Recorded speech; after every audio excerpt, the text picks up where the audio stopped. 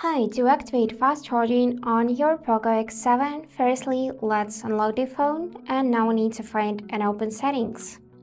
So here in your main settings, scroll down and find this battery tab, choose it, and after that, simply select charging options.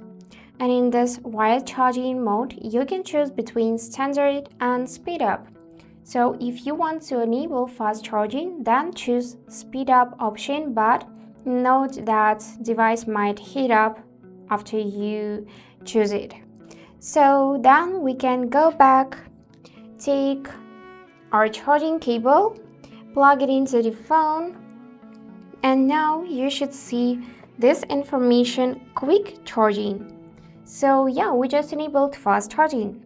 And that's it for today. If you enjoyed this video, please subscribe, like, and comment.